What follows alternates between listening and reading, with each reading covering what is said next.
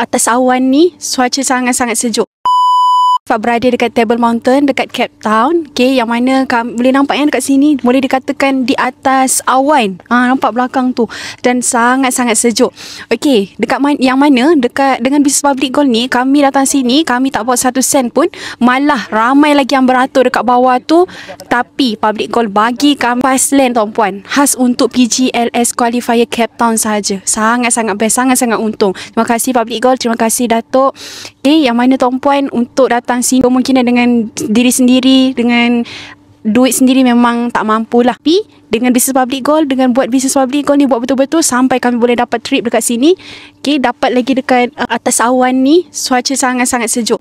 Jadi bagi tuan-puan yang tengok video ni, yang dah jadi dealer, buat bisnes ni buat betul-betul. Di usia yang muda ni kita masih ada kudrat, masih ada kesihatan semua.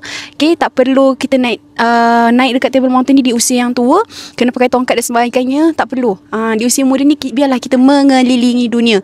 Okay, yang belum lagi jadi dealer public gold, boleh sahaja explore bisnes public gold ni. Nak bantu dan nak tahu untuk nak explore lebih banyak bisnes public gold, boleh terus saja contact Fai.